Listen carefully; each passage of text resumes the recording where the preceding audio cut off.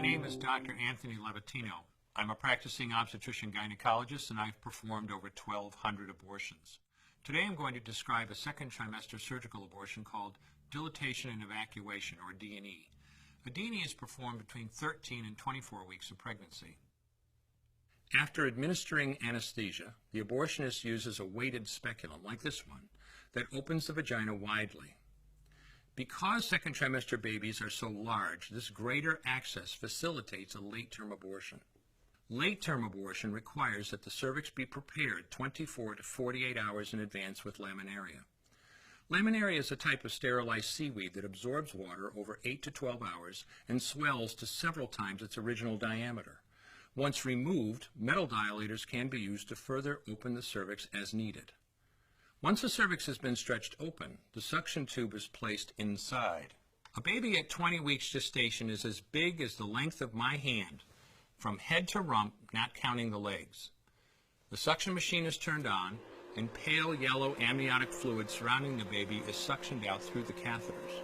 With babies this big, they don't fit through catheters this size. The baby's bones and skull are too strong to be torn apart by suction alone. This is a SOFR clamp.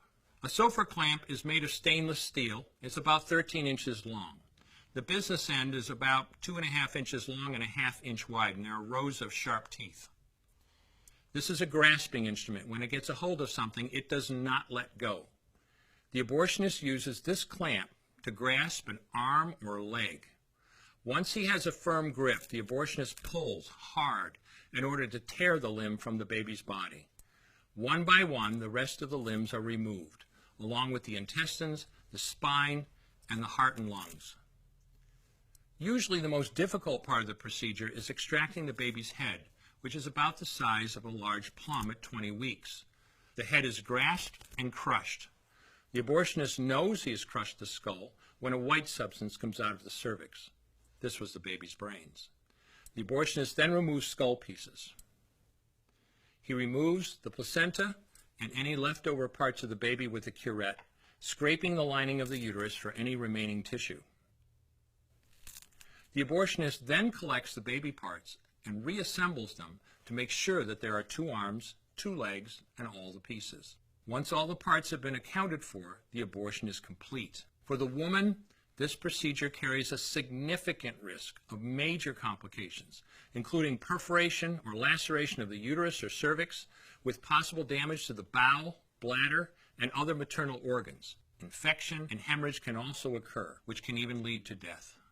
Future pregnancies are also at greater risk for loss or premature delivery due to abortion-related trauma and injury to the cervix. As I mentioned at the beginning, I'm Dr. Anthony Levatino, and in the early part of my career as an OBGYN, I performed over 1,200 abortions.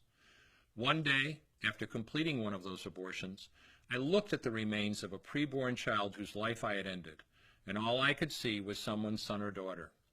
I came to realize that killing a baby at any stage of pregnancy for any reason is wrong. I want you to know today, no matter where you're at or what you've done, you can change. Make a decision today to protect the preborn. Thank you for your time. I will no longer do any more abortions.